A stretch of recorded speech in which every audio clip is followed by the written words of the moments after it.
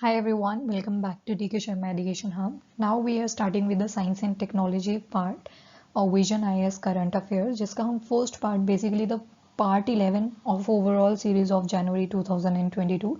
But हम first topic करेंगे आज science and technology का, that is the Gaganyaan. So बिना देरी के start करते हैं. So first topic is Gaganyaan. News में क्यों था? बिकॉज इसरो ने कहा कि हम इंडिपेंडेंस डे से पहले पहले गगनयान मिशन को लॉन्च कर देंगे. ठीक है, ये तो होगी न्यूज. अब गगनयान के बारे में भी हमें कुछ बेसिक पता होना चाहिए. इस वाली स्लाइड के ऊपर मैं आपको इतना टॉपिक कवर करवाऊंगी जहां पे ये रेड पॉइंटर चला हुआ है और उसके हाइलाइट्स आपको साइड में भी दे रखे हैं. ठीक है, तो फर्स्ट ऑफ ऑल जो गगनयान है इस वर्ड का मीनिंग क्या है? अगर मैं गगनयान को दो शब्दों में तोड़ूं तो it will become Gagan plus यान. गगन मतलब स्काई एंड यान मतलब व्हीकल. तो एक संस्कृत वर्ड है आपका गगनयान जिसका मतलब होता है स्काई व्हीकल. ऐसा व्हीकल जो कहाँ चलता है? स्काई में चलता है. ठीक है, फर्स्ट पॉइंट डन.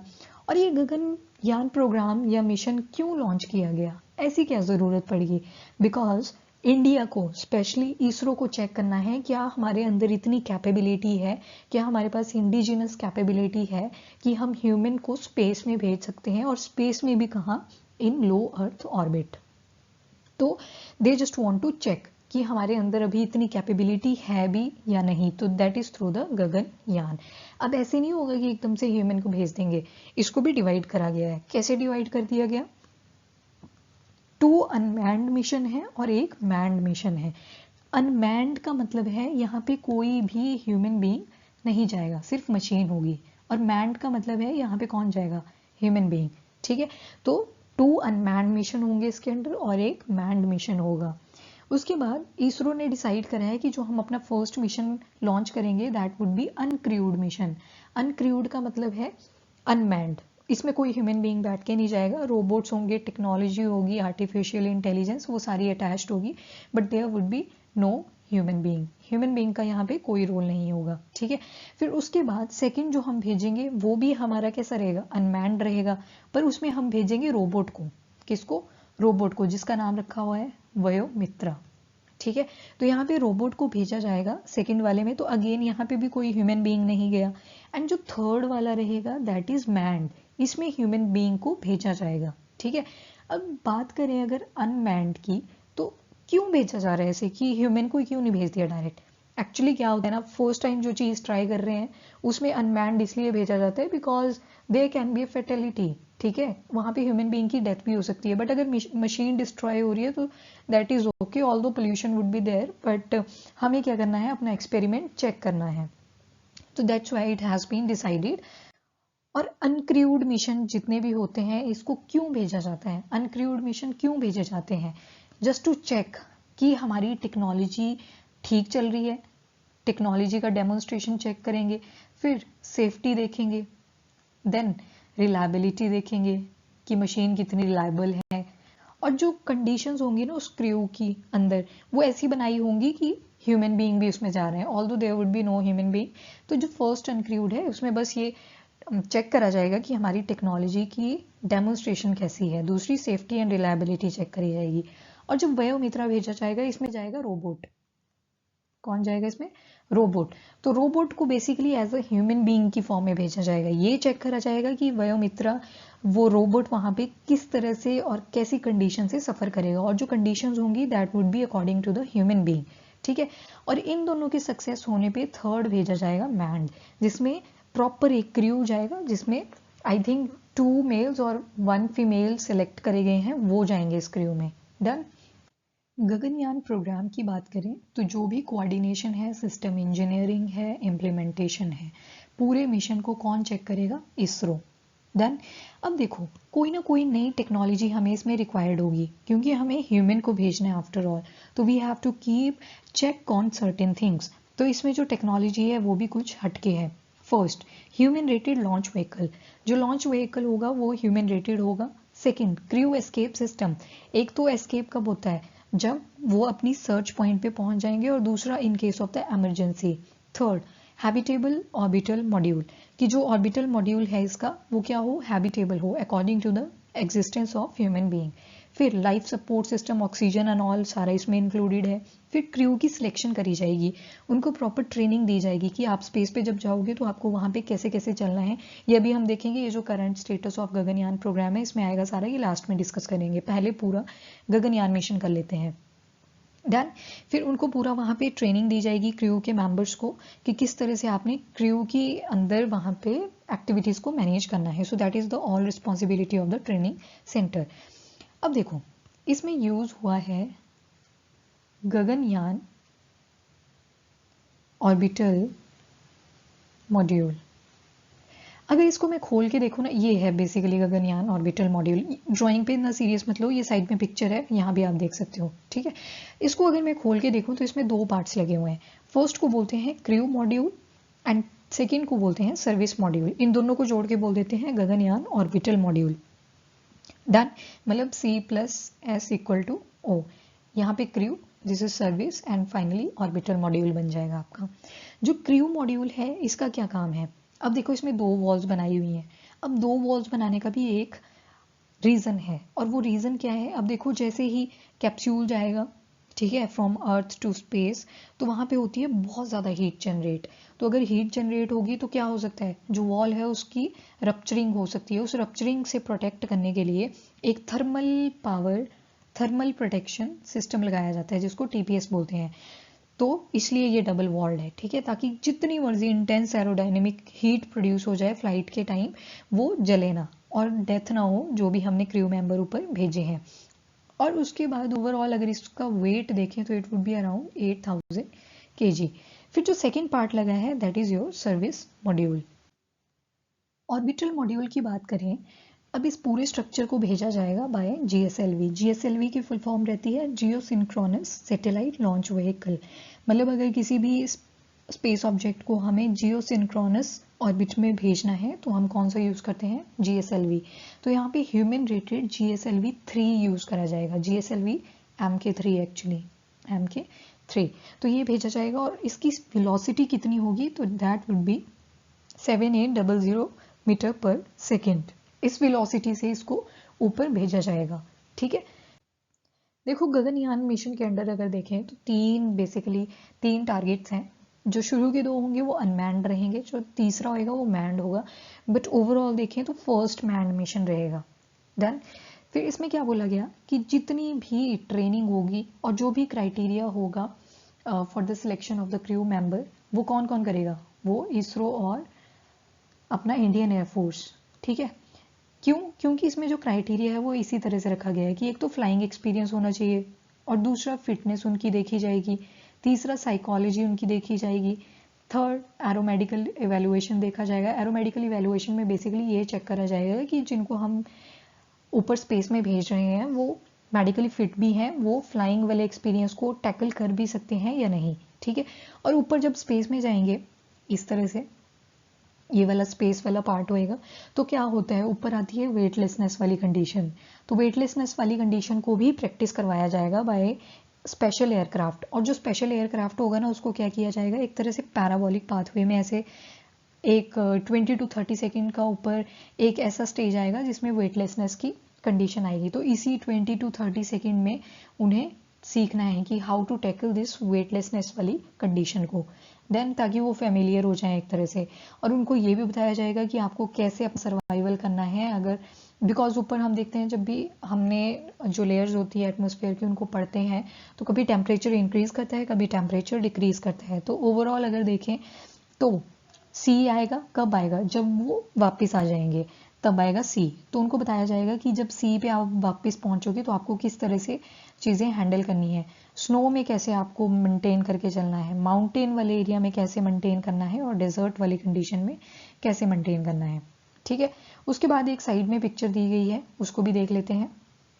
जो साइड में पिक्चर है ये श्रीहरिकोटा से किस तरह से ये गगनयान मिशन जो है वो लॉन्च किया जाएगा वो बताया गया है। जैसे ही ह्यूमन रेटेड GSLV MK3 यहाँ से लेफ्ट ऑफ होगा श्रीहरिकोटा से, do remember this point also, तो 16 मिनट में वो लो अर्थ ऑर्बिट में पहुंच जाएगा। अब हमने कुछ मॉड्यूल्स पढ़े, orbital module, Gaganyaan orbital module के पार्ट्स पढ़े, कौन कौन से, क्रू मॉड्यूल और सर्विस मॉड्यूल। होगा क्या, इस तरह से ये कैप्सूल ऊपर जाएगा, फिर सेपरेशन शुरू हो जाएगी। अब जैसे ये लो अर्थ ऑर्बिट में पहुंचेगा तो यहाँ पे डी बूस्टिंग होगी। किस किस की? एक आपका जो क्रू मॉड्यूल था वो अलग हो जाएगा और जो आपका सेकेंड सर्विस मॉड्यूल था वो अलग हो जाएगा। अब जब वापसी होएगी तो क्या होगा? एरो ब्रेकिंग होएगी, उसमें पैराशूट जो होगा वो डिप्लॉय हो जाएगा, क्योंकि अब क्या है, आपका जो क्रू मेंबर है उसको अर्थ पे आना है। अर्थ पे तो नहीं पहुंचेंगे, ये पहुंचेंगे सी में। सी में भी कौन से वाला? अरेबियन सी है जो, ठीक है। इस तरह से अगर इंडिया देखें तो अरेबियन वाले पार्ट में आना है उन्होंने, इधर गुजरात की जो कोस्ट है इस साइड वो टेक ऑफ करें, सॉरी ड्रॉप ऑफ करेंगे इस वाले एरिया में। तो जो क्रू होगा ना, इनका क्रू मॉड्यूल देखा था हमने डबल वॉल्ड, उसमें ऊपर लग जाते हैं पैराशूट, ठीक है। फिर यहाँ से इनको 15 से 20 मिनट के अंदर क्रू मॉड्यूल की रिकवरी कर ली जाएगी। सो इस तरह से फिर देखा जाएगा कि क्या क्या उनके लॉस हुए, क्या क्या कमियां रहेगी टेक्नोलॉजी में, तो वो सारी चीज़ें चेक करी जाएंगी आफ्टर दिस मिशन। एंड क्या इंडिया पहला है ये जो क्रू मिशन कर रहा है, जो ह्यूमन बीइंग को ऊपर भेजा है? तो नो, पहले यूएस भेज चुका है, उसके बाद Russia, then second is Russia and third China and fourth one is India. तो India is going to be a fourth country who is conducting a crewed mission. जो इंडिया का गगनयान प्रोग्राम है बेसिकली वो स्मॉलर है size में, ठीक है, अगर हम कंपेयर करें यूएस से, रशिया एंड चाइना से। अब थोड़ा सा बेसिक देख लेते हैं। जैसे हमने इंडिया के मिशन को नाम दिया है गगनयान, वैसे ही जो यूएस का था उन्होंने नाम दिया था प्लैन्ड ओरियन स्पेसक्राफ्ट। तो ये यूएसए का था, नासा का स्पेशली। रशिया का था सोयूज और चाइना का है शेंजोउ। तो यहाँ पे दोनों का नाम सेम सेम है तो थोड़ा याद रख लेना। जो चाइना का है दैट इज अ शेंजोउ। शेंजोउ आपको प्रोनाउंसिएशन से भी पता चल जाएगा कि हाँ, जो थोड़ी अंक की बिंदी होती है वो चाइना वालों की लैंग्वेज में ज़्यादा झलकती है। उसके बाद गगनयान के ऑब्जेक्टिव एंड बेनिफिट्स क्या क्या हैं? तो प्राइम मिनिस्टर ने ये डिक्लेयर करा था, या वी कैन से अनाउंस करा था, कि जो इंडिया के सन और डॉटर हैं वो जाएंगे अब इंडिया की ही धरती से टू द स्पेस, और 75th ईयर ऑफ इंडिया का इंडिपेंडेंस जो है उसको एक तरह से रिप्रेजेंट किया जाएगा। और दूसरी बात, इसके बेनिफिट्स क्या क्या रहेंगे, ऑब्जेक्टिव्स क्या क्या रहेंगे? तो एक तो साइंस एंड टेक्नोलॉजी में थोड़ी इंक्रीमेंट आएगी, मतलब जो यूथ है आगे का उनको भी थोड़ा इंटरेस्ट लगेगा कि हाँ, हम चैलेंजेस ले सकते हैं in the science and technology. दूसरा, इंडस्ट्रियल ग्रोथ होगी। अगर ये मिशन हमारा सक्सेसफुल रहता है तो इंडस्ट्रियल ग्रोथ होगी, बिकॉज जो बाकी कंट्रीज होंगी वो भी हमें फिर प्रोजेक्ट्स देंगी कि we also want to conduct the same and you can also help us, क्योंकि इंडिया की एक खास बात रहती है वो सस्ते में चीज़ें करवा देती है। सो हेंस इंडिया जो है एक बेटर हब बन सकता है इस चीज़ के लिए। दूसरी बात, एक ह्यूमन रिसोर्स डेवलपमेंट में भी काफ़ी सारी चीज़ें ऐड हो जाएंगी और काफ़ी सारी कोलैबोरेशन और पॉलिसीज़ हम बना पाएंगे for international as well as national level पे। अब देखते हैं कि कैसे कैसे चैलेंजेस हैं which are associated to this mission. पहला आता है हॉस्टाइल एनवायरनमेंट। अब देखो, जैसे ही अर्थ से हम स्पेस की तरफ जाएंगे there would be increase in temperature, decrease in temperature, again pressure में इंक्रीज डिक्रीज, ऑक्सीजन के लेवल में इंक्रीज डिक्रीज, कार्बन डाइऑक्साइड का level increase decrease, humidity. So there are lot of factors जिनके इंक्रीज डिक्रीज आएंगे जब हम earth से space की तरफ जाएंगे। So that is a very hostile environment. हमें जो क्रू होगा और जो भी वहाँ पे सेफ्टी मेजर्स होंगे वो उस तरह से लगाने पड़ेंगे कि इन चैलेंजेस को हम फेस कर सकें। फिर आता है ग्रेविटी फील्ड। ग्रेविटी फील्ड की बात करें तो क्या होता है, जैसे अगर ह्यूमन बीइंग ना ग्रेविटी लेस एरिया में चले जाएं तो वहाँ पे मिनरल लॉस हो जाता है। जो भी बॉडी के कैल्शियम, पोटाशियम, मैग्नीशियम, ये चीज़ें होती हैं ना, ये क्या हो जाते हैं, लॉस होना शुरू हो जाता है इनका। तो हड्डियाँ जो होती हैं वो फ्रेजाइल हो जाती हैं अगर ग्रेविटी की एब्सेंस आ जाए तो। और जो हैंड और आई का कोऑर्डिनेशन है या हेड आई कोऑर्डिनेशन है वो भी सारा अफेक्ट हो जाता है। तो ये एक और चैलेंज है। फिर आता है आइसोलेशन। आइसोलेशन में क्या है कि जो क्रू मेंबर्स होंगे वो अकेले ही होंगे उसमें, ठीक है। तो ये हो सकता है कि बहुत देर तक बैठे रहने से क्या हो सकता है, किसी को एंजाइटी हो जाए, स्लीपिंग डिसऑर्डर हो जाए, या फिर कोई साइकोलॉजिकल डिसऑर्डर हो जाए, कुछ भी हो सकता है, anything can happen. So isolation. Radiation की बात करें तो अगर अर्थ से हम स्पेस की तरफ देखें तो अर्थ के ऊपर हमें इतनी रेडिएशंस हिट नहीं करती जितनी स्पेस में करेंगी, ठीक है। तो वहाँ पे जो एनवायरनमेंट होगा that would be more sensitive, और जो लाइफ होती है ह्यूमन बीइंग की that would be more prone to cancer, क्योंकि जितनी ज़्यादा रेडिएशन होती है म्यूटेशन के उतने ज़्यादा चांसेस होते हैं और there are more chances of having a risk of cancer. और उससे क्या हो सकता है, सेंट्रल नर्वस सिस्टम जो है वो भी क्या पूरा डिसरप्ट हो सकता है। नोजिया हो सकता है। नोजिया का मतलब होता है, नोजिया और वॉमिटिंग में सिर्फ इतना सा फर्क है, नोजिया में बेसिकली लगता है ऐसे कि उल्टी आ रही है पर आ नहीं रही होती, बस लगता है नोजिया हो रहा है। फिर वॉमिटिंग में क्या हो जाता है, प्रॉपर उल्टी हो जाती है, तो that is a vomiting. Anorexia हो सकता है। एनोरेक्सिया बेसिकली एक इलनेस होती है जो कि स्पेशली वीमेन को अफेक्ट करती है। इसमें जो वीमेन होती है ना, अब देखो नीचे से ऊपर जाएंगे, वो अर्थ से स्पेस की तरफ जाएंगे तो कुछ बॉडी चेंजेस आएंगे, फिजिकली चेंजेस आएंगे। तो कई बार वीमेन को लगता है कि अगर मैं ज़्यादा खा लूंगी तो मैं मोटी हो जाऊंगी। तो these kind of anxieties happen during this thing. And fatigue हो सकती है, थकावट हो सकती है। अगेन रॉकेट, अब जब कोई रॉकेट में बैठता है ना, इट्स लाइक कि वो किसी एटॉमिक बॉम्ब के अंदर बैठे हैं या ऐसे बॉम्ब के अंदर बैठ गए हैं जो कभी भी ब्लास्ट कर सकता है। डन। क्योंकि देखो, जब human rated launch vehicle GSLV Mk3 में हम बैठे होंगे, सॉरी हम नहीं, जो भी क्रू मेंबर सेलेक्ट होंगे, वो जब वहां पे बैठे होंगे तो 0 किलोमीटर पर आवर की स्पीड होगी। ठीक है, सडनली वो 29,000 किलोमीटर पर आवर की स्पीड पे चली जाएगी, वो भी 30 मिनट्स के अंदर अंदर। तो सोचो कितना फिजियोलॉजिकल और साइकोलॉजिकल चेंज हो जाएगा उन ह्यूमन बीइंग में। और ऊपर से रॉकेट सिस्टम की बात करें तो सेफ्टी मेजर्स आजकल तो जितने ज़्यादा पॉसिबल हों वो लगाए जाते हैं, क्योंकि क्या हो सकता है, प्रोबेबिलिटी ऑफ लाइफ में भी मिनिमाइज हो जाए उसी चीज़ से अगर हम सेफ्टी मेजर्स ज़्यादा लगा दें। तो again this is also a challenge, क्योंकि rocket is like a bomb. फिर आते हैं फिजियोलॉजिक एंड मेटाबॉलिक रिक्वायरमेंट्स। अब देखो, जो एस्ट्रोनॉट ऊपर जाएंगे ना, उनको एटलीस्ट 5 किलोग्राम्स ऑफ ऑक्सीजन वहाँ पे चाहिए होगी। फूड, वाटर हर दिन उनको चाहिए, ताकि वो अपना जिस पर्पस के लिए ऊपर जा रहे हैं स्टैंडर्ड एक्टिविटीज़ को परफॉर्म कर सकें। वो तभी परफॉर्म होगी अगर उनको एक प्रॉपर ऑक्सीजन, दूसरा फूड, तीसरा वाटर मिले, और चौथी चीज़ जो गैसियस एक्सचेंज रहेगा ना उस क्रू के अंदर, एक छोटे से मॉड्यूल के अंदर, वो सारा मैनेज करना पड़ेगा। ऐसे ना हो कि कार्बन डाइऑक्साइड का लेवल इंक्रीज कर गया, ऐसे ना हो कि जो ऑक्सीजन है वो बिल्कुल ही घट गई। सो that is also a basic challenge. ठीक है, फिर जो वेस्ट होगा, बिकॉज एक्सक्रीटा तो होएगा ही ना, तो वो भी रिमूव करने की एक टेक्निक होनी चाहिए। तो that these all are the challenges which are associated to this Gaganyaan mission. उसके बाद लॉन्च एस्केप सिस्टम। अब देखो, प्रोपेलेंट चाहिए, प्रोपेलेंट मतलब फ्यूल, प्रोपेलेंट। अब क्या होता है ना, जो तो नॉर्मल फ्लाइट्स होती हैं, ठीक है, नॉर्मल फ्लाइट्स में उतना फ्यूल नहीं लगेगा जितना स्पेस में जाने के लिए लगेगा। ठीक है, ऑल्दो फ्यूल तो इनमें भी बहुत ज़्यादा चाहिए होता है एयरक्राफ्ट्स में, पर स्पेस क्राफ्ट में ज़्यादा फ्यूल चाहिए। और फ्यूल भी ऐसा चाहिए जो कि हर टेम्परेचर को बेयर कर सके। ओके, क्योंकि जैसे ही अर्थ से स्पेस में हमारा स्पेसक्राफ्ट जाएगा तो उसको चाहिए होगी बहुत ज़्यादा एनर्जी। कुछ भी हो सकता है, लॉन्च से पहले कुछ भी हो सकता है, रॉकेट को लॉन्च के टाइम कुछ भी हो सकता है, पोस्ट लॉन्च कुछ हो सकता है, क्या पता रॉकेट इस तरह से एक्सप्लोड करे, ऐसा हो ना और फायरबॉल में कन्वर्ट हो जाए। Than anything can happen. तो हमें प्रोपेलेंट भी ऐसा यूज करना पड़ेगा कि जो एरोडायनेमिक या जो भी आपकी जितनी मर्जी इंटेंस कूलिंग हो जाए, इंटेंस हीटिंग हो जाए, उसको बेयर कर सके। So that is the main problem again associated to the Gaganyaan mission. Okay, और फिर तीसरी बात, एक सॉरी तीसरी नहीं, लास्ट बात है री एंट्री एंड रिकवरी। हमने देखा ना पैराबोलिक पाथवे की, श्रीहरिकोटा से किस तरह से मॉड्यूल भेजा जाएगा ऊपर, फिर किस तरह से मॉड्यूल 2 हिस्सों में कन्वर्ट होएगा, फिर किस तरह से जो क्रू और सर्विस मॉड्यूल है वो सेपरेट होगा, फिर किस तरह से क्रू मॉडल का पैराशूट ओपन होएगा, और जो पैराशूट की लैंडिंग होगी वो कहाँ पे है, वाटर के अंदर, अरेबियन जो कोस्ट है गुजरात वाली, वहां पे लैंडिंग होएगी। तो इसमें भी बहुत ज़्यादा रिस्क है। 15 से 20 मिनट के अंदर उस क्रू को हमारी नेवी एक्सट्रैक्ट कर पाएगी या नहीं कर पाएगी, तो री एंट्री के ऊपर भी एक क्वेश्चन है। तो हमें जितनी ज़्यादा हो सके ये चैलेंजेस को टैकल करने के लिए साथ साथ में ही प्रोसीजर भी अप्लाई करने पड़ेंगे। फिर आता है कंक्लूजन। अब देखो अगेन, अगर हम इस मिशन में सक्सेसफुल हो जाते हैं तो बाकी सारी कंट्रीज भी हमारी हेल्प लेंगी, बिकॉज वी आर जुगाड़ू। और हम क्या करते हैं, जो चीज़ अगर 1600 करोड़ में होनी है वो हम कर देंगे 800 करोड़ के अंदर। ठीक है, मार्स मिशन जो था आपको पता है उसका। तो ह्यूमन स्पेस एक्सप्लोरेशन में हमारा भी एक तरह से नाम हो जाएगा, हमारी इंडस्ट्री एकदम से बूस्ट कर जाएगी।